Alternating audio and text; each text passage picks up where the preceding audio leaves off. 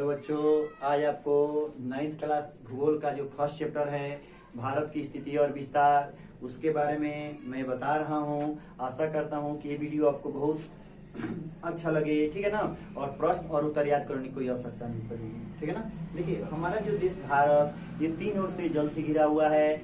दक्षिण में हिंद महासागर, पूर्व में है बंगाल की खाड़ी और पश्चिम में अरब सागर से घिरा हुआ है, ठीक है ना। तो ये भारत हमारा मोटे तौर पर एक त्रिभुजाकार है। अच्छा है, प्रायद्वीपीय है, क्योंकि प्रायद्वीप उसे कहते हैं जो तीन ओर से जल से घिरा हुआ है। तो हमारा जो भारत है ये प्रायद्वीपीय आकृति का है, क्योंकि ये तीनों ओर से जल से घिरा हुआ है। दक्षिण में हिंद महासागर, पूर्व में है बंगाल की खाड़ी और पश्चिम में अरब सागर। ये तीनों ओर से जल से घिरे होने के कारण इसको हम बोलते हैं प्रायद्वीप। प्रायद्वीपीय आकृति के है, ठीक है ना। और द्वीप उसे कहते हैं स्थल का बोलिएगा वह भाग जो जल का वह भाग, ठीक है ना। स्थल का वह भाग जो चारों ओर से जल से घिरा होता है उसको द्वीप बोला जाता है। माने चारों ओर से जल रहे और बीच में स्थल रहे उसको द्वीप बोला जाता है। जैसे मान लीजिए फॉर एग्जांपल हम लोग नदी उदी में जाते हैं तो नदी के चारों तरफ से देखिए कोई उच्च भूमि निकल जाता है और इधर से पानी निकल बहने लगता है और बीच में स्थल बन जाता है बालू का। उसको हम लोग क्या बोलते हैं? उसको द्वीप कहते हैं। तो बोलिएगा स्थल का वह भाग जो चारों ओर से जल से घिरा होता है उसको द्वीप कहते हैं। और बोलिएगा स्थल का वह भाग जो तीन ओर से जल से घिरा होता है उसको प्रायद्वीप कहते हैं। तो भारत की जो निचला भूमि होता है, दक्षिण भारत जिसको बोला जाता है, वो प्रायद्वीपीय आकृति का है, क्योंकि वो तीनों ओर से जल से घिरा हुआ है, ठीक है ना। उसके बाद से आपको एक और होता है खाड़ी। तो बोलिएगा स्थल का जल का वह भाग जो तीन ओर से स्थल से घिरा होता है। जल का वह भाग जो तीन ओर से स्थल से घिरा हो और एक ओर से जल से घिरा होता है उसको हम लोग खाड़ी कहते हैं। जैसे कि बंगाल की खाड़ी हो गया, ठीक है, खंबात की खाड़ी हो गया, ये सब खाड़ी है। ये तीन ओर से स्थल से घिरे होते हैं और एक ओर से जल से घिरे होते हैं। और जो प्रायद्वीप होता है वो तीन ओर से जल से घिरा होता है और एक ओर स्थल से घिरा होता है। और जो द्वीप होता है वो चारों ओर जल से घिरा होता है और बीच में स्थल रहता है। देखिए, हमको पढ़ना है भारत की स्थिति के बारे में और विस्तार के बारे में, ठीक है ना। तो भारत जो है वो 8 डिग्री 4 मिनट उत्तरी अक्षांश से लेकर 35 डिग्री 6 मिनट उत्तरी अक्षांश तक और 68 डिग्री 7 मीटर पूरब से लेकर 97 डिग्री 25 मिनट पूर्वी देशांतर तक फैला हुआ हमारा देश भारत है, ठीक है ना। भारत पूर्व में अरुणाचल प्रदेश और पश्चिम में गुजरात से लेकर दक्षिण में बोलेंगे जम्मू कश्मीर, उत्तर में जम्मू कश्मीर से लेकर दक्षिण में कन्याकुमारी तक फैला हुआ है, ठीक है ना। भारत पूर्व में पूछा जाएगा तो अरुणाचल प्रदेश, पश्चिम में पूछेगा तो गुजरात बोलिएगा, उत्तर में पूछेगा तो जम्मू कश्मीर और दक्षिण में पूछेगा तो कन्याकुमारी तक फैला हुआ हमारा देश भारत है, ठीक है ना। भारत का जो सबसे पूर्वी बिंदु है, ठीक है ना, देखिए यहाँ पे भारत का जो सबसे पूर्वी बिंदु है, ठीक है ना। तो पूर्वी बिंदु को बोला जाता है ओलांगू कहते हैं, ओलांगू, ठीक है ना। और भारत का जो पश्चिमी बिंदु है, भारत का जो पश्चिमी बिंदु है इसको कहा जाता है सरक्रिक, ठीक है ना। तो प्रश्न देता है कि ये बताइए ओलांगू है कहाँ? तो बोलिएगा ओलांगू है अरुणाचल प्रदेश में। ओलांगू कहाँ है? अरुणाचल प्रदेश में। ये सरक्रिक कहाँ है? तो सरक्रिक पड़ता है गुजरात में। सरक्रिक कहाँ पड़ता है? गुजरात में। तो भारत का पूर्वी बिंदु ओलांगू हो गया, पश्चिमी बिंदु हो गया सरक्रिक। देखिए, दक्षिणी जो बिंदु है, भारत की जो दक्षिणी बिंदु है इसका नाम है इंदिरा पॉइंट। और ये जो इंदिरा पॉइंट है ये अंडमान निकोबार द्वीप समूह में पड़ता है। भारत का जो दक्षिणी बिंदु इंदिरा पॉइंट है वो कहाँ है? तो बोलिएगा अंडमान निकोबार द्वीप समूह में है। और एक बच गया पूर्वी पश्चिमी दक्षिण हो गया, एक उत्तरी बिंदु होता है, ठीक है ना। तो भारत की जो उत्तरी बिंदु है इसका नाम है इंदिरा पॉइंट और इसके नाम है इंदिरा कॉल, ठीक है। चार बिंदु हो गया। प्रश्न दिया जाएगा भारत का पूर्वी बिंदु, तो पूर्वी बिंदु इधर है तो पूर्वी बिंदु ओलांगू हो जाएगा। पश्चिमी बिंदु तो सरक्रिक बोलिएगा, उत्तरी बिंदु तो इंदिरा कॉल बोलिएगा और दक्षिणी बिंदु पूछेगा तो बोलिएगा इंदिरा पॉइंट है। इंदिरा पॉइंट कहाँ है? तो इंदिरा पॉइंट है अंडमान निकोबार द्वीप समूह में। और जो है उत्तरी बिंदु है ये बोलिएगा लेह लद्दाख में है। और ये पूछेगा कि पूर्वी बिंदु कहाँ है? तो अरुणाचल प्रदेश में। और पश्चिमी बिंदु कहाँ है? तो बोलिएगा गुजरात में है, ठीक है ना। आगे देखिए, भारत की जो स्थिति और विस्तार तो हो गया। भारत की जो स्थलीय सीमा है, भारत की स्थलीय सीमा की कुल लंबाई है 15,200। जो भारत की स्थलीय सीमा रेखा है उसकी कुल लंबाई है 15,200 और भारत की तटीय सीमा रेखा की कुल लंबाई है 6,100 है। तटीय सीमा रेखा की लंबाई 6,100 है और स्थलीय सीमा रेखा की लंबाई 15,200 है। तो जो तटीय सीमा रेखा की दुगुनी है स्थलीय सीमा रेखा। क्वेश्चन है 1 नंबरिया में आता है कि भारत की जो स्थलीय सीमा रेखा है वो तटीय सीमा रेखा की कई गुनी होती है। 1 नंबरिया में ऑप्शन वाला आपको देख लीजिएगा तो ये 2 गुनी होता है, ठीक है ना। और भारत का जो दक्षिणतम बिंदु क्या है तो है इंदिरा पॉइंट। तो क्वेश्चन में वो भी 1 नंबरिया में वो भी आप देख लीजिएगा। तो देखिए 2 क्वेश्चन हो गया आपका कि भारत की स्थलीय सीमा रेखा तटीय सीमा रेखा कितनी गुनी होती है, 2 गुनी होती है। भारत की दक्षिणतम बिंदु क्या है तो बोलिएगा इंदिरा पॉइंट है। भारत की स्थलीय सीमा रेखा की लंबाई कितनी है तो 15,200 और भारत की तटीय सीमा रेखा की लंबाई कितनी है तो बोलिएगा 6,100 है। देखिए आगे, अगर हम लोग द्वीप समूह को मिला देते हैं, अगर द्वीप समूह को मिला देते हैं तो भारत की जो है तटीय सीमा रेखा की लंबाई हो जाती है 7,516.6 किलोमीटर हो जाती है। 7,516.6 किलोमीटर हो जाता है। कब? जब हम द्वीप समूह को मिला देते हैं। किसे मिला देते हैं? द्वीप समूह को। आइए देखिए, भारत का क्षेत्रफल है 32.8 लाख वर्ग किलोमीटर स्क्वायर, ठीक है ना। भारत का क्षेत्रफल है 32.8 लाख वर्ग किलोमीटर स्क्वायर। अगर इसको कहेगा कि विस्तार रूप में बताइए तो बोलिएगा 32 लाख। देखिए भारत का जो क्षेत्रफल है 32.8 लाख है। इसको अगर हमको पूरा लिखना होगा तो लिखिएगा क्षेत्रफल बराबर 32,87,263 किलोमीटर स्क्वायर है। भारत का क्षेत्रफल है 32,87,263 किलोमीटर स्क्वायर है, ठीक है ना। अगर बिहार का क्षेत्रफल आपसे कहीं पूछ देगा तो बोलिएगा बिहार का क्षेत्रफल है 94,163 किलोमीटर स्क्वायर।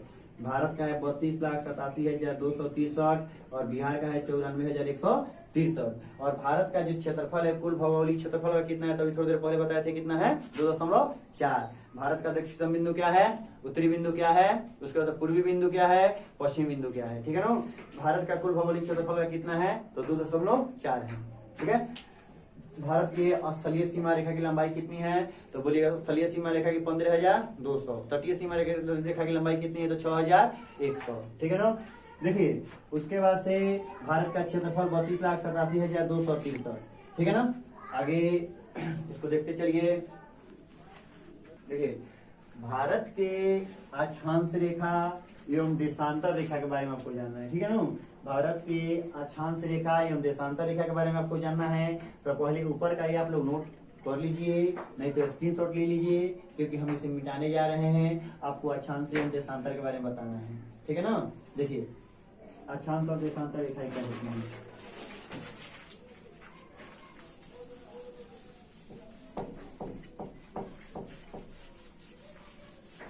पृथ्वी है, ठीक है।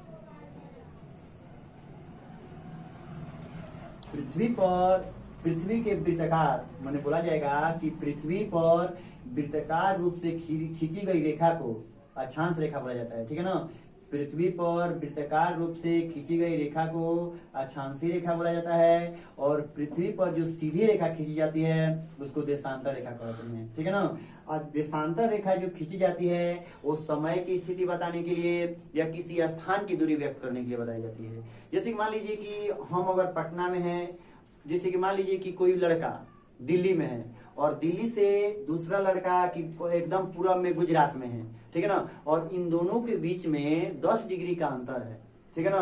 तो वहां के समय और यहाँ का समय पूछेगा या इन दोनों के बीच की दूरी कितनी है ये पूछेगा तो ये देशांतर से पता किया जाता है। किससे पता किया जाता है? देशांतर से। तो देशांतर रेखाएं और अक्षांश रेखाएं दोनों काल्पनिक रेखा होती हैं। तो बोलिएगा पृथ्वी की जो वृत्ताकार रूप से जो रेखाएं खींची जाती है उसको अक्षांशीय रेखा कहती है। जो रेखा है इसको अक्षांश रेखा कहा जाता है और ये जो रेखाएं खींची जाती हैं इसको देशांतर रेखा कहते हैं। ये अक्षांश रेखा है, इसको अक्षांश रेखा कहते हैं। ये सब अक्षांश रेखाएं हैं, ठीक है। और इस रेखा को हम लोग कहते हैं देशांतर रेखाएं, ठीक है। तो जो इसको बोला जाता है 0 डिग्री अक्षांश रेखा। 0 डिग्री अक्षांश रेखा।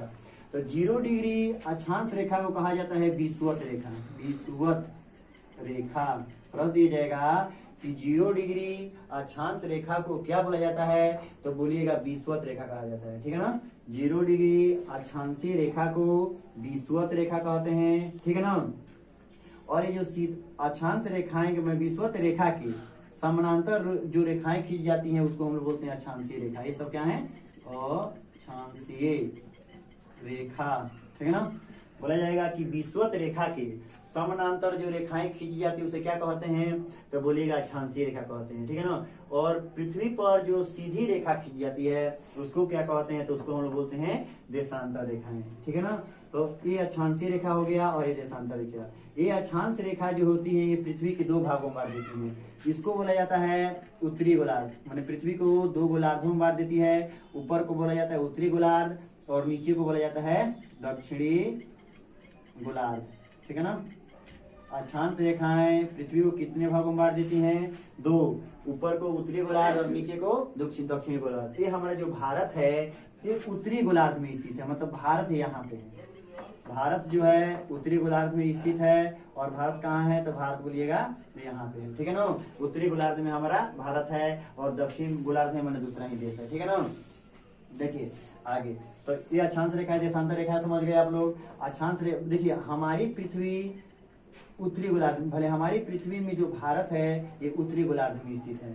ठीक है ना, उसके बाद से आपको देखना है हमारा प्रायद्वीपीय भारत के बड़े देश, ये अक्षांश रेखाएं देशांतर रेखाएं हो गया। देखिए उसके बाद से अक्षांश के बारे में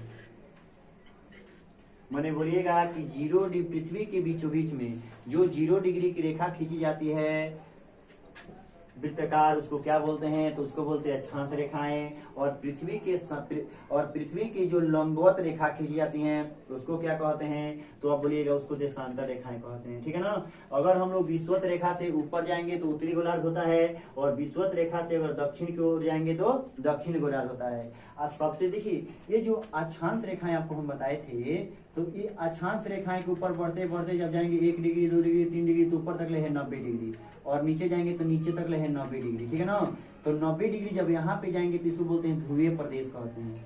पृथ्वी पर एक कटिबंध का भी बारे में, कटिबंध तो पढ़ा था तो दूसरे क्लास में पढ़ना था, छोटा क्लास में 6ठा 7वां पढ़ा कटिबंध के बारे में। ठीक है ना, यहाँ पे विषुवत रेखा पर सूर्य की किरणें लंबवत पड़ती है, एकदम सीधी पड़ती हैं। सूर्य की किरणें किस रेखा पर सीधी पड़ती हैं, तो बोलिएगा विषुवत रेखा पर सूर्य की किरणें सीधी पड़ती हैं, इसलिए यहाँ सालों भर गर्मी पड़ता है। जैसे जैसे अगर हम लोग ऊपर की ओर जाते हैं उत्तरी गोलार्ध में या निचली गोलार्ध में जाते हैं, ये सूर्य की किरणें तिरछी पड़ने लगती है, सूर्य की किरणें तिरछी पड़ने लगती है। इसलिए जब हम ध्रुवीय प्रदेश में चल जाएंगे तो वहां पे ना के बराबर सूरज की किरण मिलती है, इसलिए वहां सालों भर का मौसम ठंडा रहता है, और जबकि विषुवत प्रदेश में सालों भर गर्मी पड़ती है। ठीक है ना, इसलिए इसको बोला जाता है उष्ण कटिबंधीय प्रदेश, उष्ण कटिबंधीय। माने विषुवत रेखा में सूर्य किरणें सीधी पड़ती हैं तो सालों भर यहाँ गर्मी होती है, इसलिए इसको बोला जाता है उष्ण कटिबंधीय प्रदेश। जैसे जैसे हम ऊपर की ओर जाते हैं तैसे तैसे ध्रुव प्रदेश आता है, तो वहाँ पे सालों भर सूर्य किरणें तिरछी पड़ती है। ठीक है ना, तो यहाँ पे क्या होता है, बर्फ जम जाता है, इसको ध्रुवीय प्रदेश बोला जाता है। ध्रुवीय प्रदेश में 6 महीने का दिन और 6 महीने का रात हो जाता है, क्योंकि पृथ्वी को सूर्य को मैंने पृथ्वी है सूर्य को परिक्रमा करती है, तो एक ध्रुव को पार करने में 6 महीने का समय लगाती है। इसलिए 6 महीने का दिन और 6 महीने का रात कहाँ होता है, तो बोलिएगा ध्रुवीय प्रदेश में 6 महीने का दिन होता है और 6 महीने का रात होता है। ठीक है ना, भारत का जो दक्षिणतम बिंदु है क्या है, इंदिरा पॉइंट, और इंदिरा पॉइंट कहाँ है, तो बोलिएगा अंडमान निकोबार में है।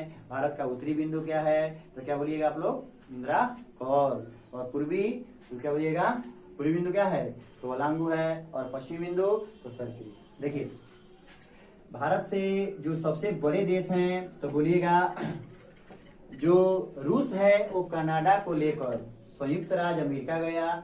रूस कनाडा को लेकर संयुक्त राज्य अमेरिका गया, वहां से चीनी सामान को लेकर चीनी सामान लाया। ठीक है ना, और चीनी सामान को ब्राजील और ऑस्ट्रेलिया होते हुए बोलिएगा कि रूस कनाडा को लेकर अमेरिका गया, रूस कनाडा को लेकर अमेरिका गया, वहां से चीनी सामान को लेकर, ठीक है ना, ब्राजील से ऑस्ट्रेलिया होते हुए भारत के जंगलों में लेकर फेंक दिया। ठीक है ना, बोलिएगा देखिए ये ट्रिक है, मैंने ट्रिक तो नहीं कहेंगे हम इसको, लेकिन याद करने का एक फॉर्मूला है कि बोलिएगा रूस, ठीक है ना, रूस क्या किया, कनाडा के साथ अमेरिका गया, अमेरिका, ठीक है ना।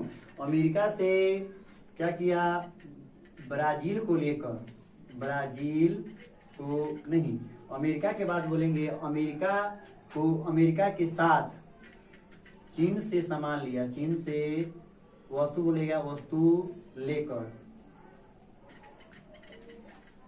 ब्राजील और ऑस्ट्रेलिया होते हुए, ऑस्ट्रेलिया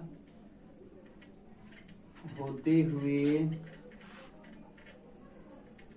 भारत के जंगल में फेंक दिया, ठीक है।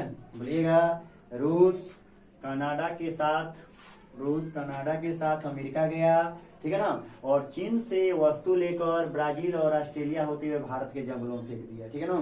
तो अब क्षेत्रफल की दृष्टि से विश्व के सबसे बड़ा देश पूछेगा तो आपको बोलना पड़ेगा रूस है। क्षेत्रफल की दृष्टि से विश्व का सबसे बड़ा देश कौन है, तो रूस। और 7वें नंबर पर कौन आता है, तो 7वें नंबर पर है हमारा भारत। देखिए 1 नंबर में रूस, 2 नंबर में है कनाडा, 3 नंबर में है अमेरिका, 4 नंबर में है चीन, 5 नंबर में भारत, ठीक है ना। रूस कनाडा के साथ मिलकर अमेरिका गया, अमेरिका से चीनी वस्तु का, चीनी वस्तु तो आप जानते हैं चाइना का माल सबसे खराब होता है, तो चीनी वस्तु को लेकर, चीनी वस्तु को लिया, ब्राजील को दिखाया, ऑस्ट्रेलिया को दिखाया, दोनों को पसंद नहीं आया तो ले जाकर भारत के जंगल में उसको फेंक दिया, ठीक है ना। तो ये है भारत से, भारत के बड़े, भारत से क्षेत्रफल की दृष्टि से भारत के सभी बड़े देशों के नाम लिखे। तो बोलिएगा क्षेत्रफल की दृष्टि से भारत के सभी बड़े देशों के नाम इस प्रकार है। 1 नंबर में रूस हो जाएगा, 2 नंबर में कनाडा हो जाएगा, 3 नंबर में संयुक्त राज्य अमेरिका हो जाएगा, 4 नंबर में चीन हो जाएगा, 5 नंबर में ब्राजील हो जाएगा, 6 नंबर में ऑस्ट्रेलिया हो जाएगा, 7 नंबर में भारत हो जाएगा। तो भारत कुल भौगोलिक क्षेत्रफल का कितना है, तो बोलिएगा 2.4% है, ठीक है ना। भारत के प्रायद्वीपीय आकार होने के कारण देखिए, अब यहाँ पे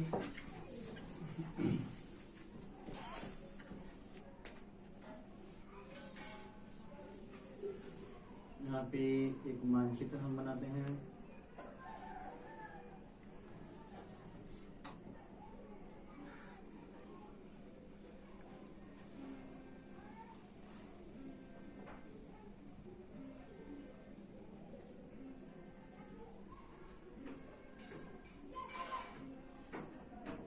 मान लीजिए कि ये भारत हो गया, ठीक है ना। अभी बड़का बनाएंगे तो अच्छा लगेगा, ये तो छोटा मोटा है, समझिए। भारत के 2 भाग होते हैं, ठीक है ना। इसको बोला जाता है उत्तर भारत, ठीक है, इसको बोला जाता है दक्षिण भारत, ठीक है ना। दक्षिण भारत को हम लोग बोलते हैं प्रायद्वीपीय भारत कहते हैं, प्रायद्वीपीय भारत, समझे। भारत के 2 भाग होते हैं, उत्तर भारत और दक्षिण भारत। दक्षिण भारत को बोला जाता है प्रायद्वीपीय भारत। प्रायद्वीपीय भारत इसलिए बोला जाता है क्योंकि ये 3 ओर से जल से घिरा हुआ है। दक्षिण भारत को प्रायद्वीपीय भारत कहने का कारण है कि ये 3 ओर से जल से घिरा हुआ है। दक्षिण में है हिंद महासागर, हिंद महासागर, ठीक है ना। देखिए हमारा दाहिने हाथ पूरब को इंगित करता है तो ये पूरब हो जाएगा, माथा हमेशा उत्तर को इंगित करता है तो ये उत्तर हो जाएगा, ठीक है ना। पैर दक्षिण को इंगित करता है तो इसको बोलिएगा आप दक्षिण। बायां हाथ हमेशा पश्चिम रहता है तो इसको बोलिएगा पश्चिम, समझे। तो ये उत्तर है, ठीक है ना। तो भारत 3 ओर से जल से घिरा हुआ है। दक्षिण में हिंद महासागर, पूरब में है बंगाल की खाड़ी, ये हमारा पूरब हाथ है तो ये है पूरब। तो पूरब में है बंगाल की खाड़ी और पश्चिम में हमारा है अरब सागर, ठीक है ना।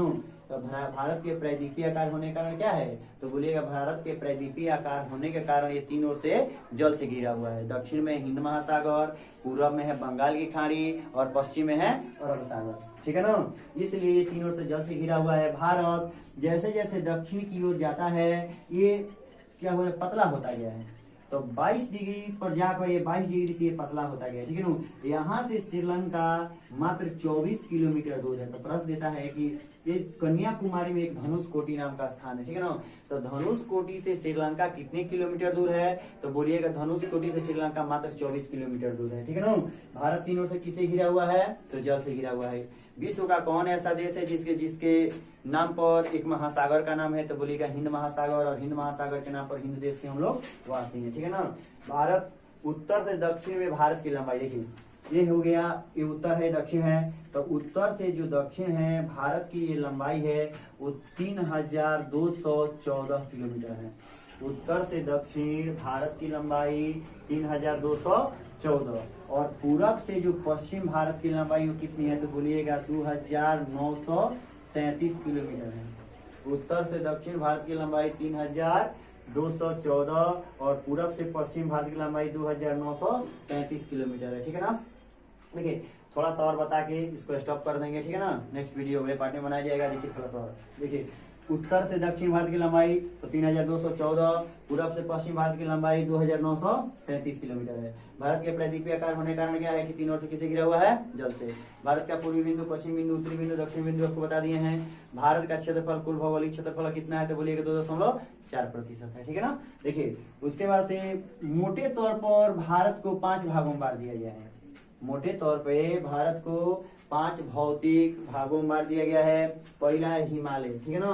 तो जब पाठ हम 2 पढ़ाएंगे तो उस पाठ 2 में आप पढ़िएगा कि हिमालय की उत्पत्ति किस प्रकार हुई थी और हिमालय का क्षेत्रफल कितना है। हिमालय एक नवीन पर्वत है, वो नवीन पर्वत बना तो बना कैसे, ठीक है ना। उसके बाद से हिमालय के बारे में बहुत कुछ है। हिमालय का निर्माण, पहले हिमालय की जगह पर क्या था, तो प्राचीन में हिमालय की जगह पर एक टेठी सागर था, ठीक है ना। तो जब आगरा लैंड और गोंडवाना लैंड जब आपस में टकराया तो बीच में टेठी सागर था, और टेठी सागर क्या हुआ, ऊपर उठकर, हम जानते हैं कि हम जैसे जैसे ऊपर की ओर बढ़ते हैं तो तैसे क्या होता है कि ये तापमान घटता है। देखिए 165 मीटर की ऊपर अगर हम जाएंगे तो 1 डिग्री तापमान कम हो जाता है, तापमान, ठीक है ना।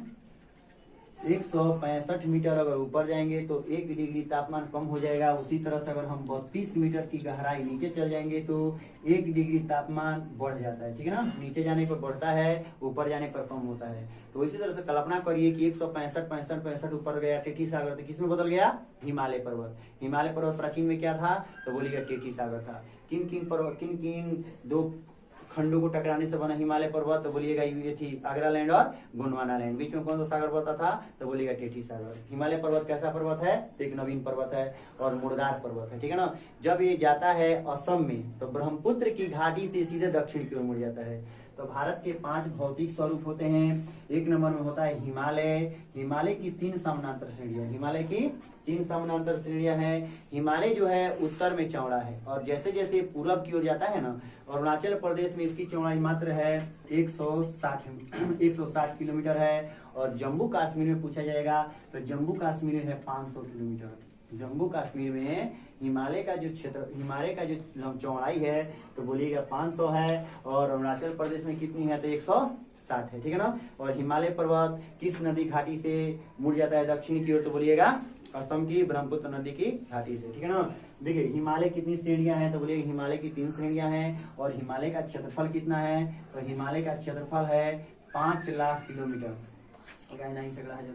5 लाख किलोमीटर स्क्वायर हिमालय का क्षेत्रफल है, ठीक है ना। 2 नंबर में उत्तर का विशाल मैदान। तो उत्तर के जो विशाल मैदान है इसके निर्माण भारत की 3 नदियां करती हैं, ब्रह्मपुत्र, गंगा और सिंधु। भारत की जो सबसे पवित्र नदी है वो गंगा है, और भारत की सबसे लंबी नदी गंगा है। भारत की सबसे बड़ी नदी है ब्रह्मपुत्रा है। ब्रह्मपुत्र नदी को और सिंधु नदी को बोला जाता है हिमालय पार की नदी कहते हैं, क्योंकि ये मानसरोवर झील से आती है, ठीक है ना।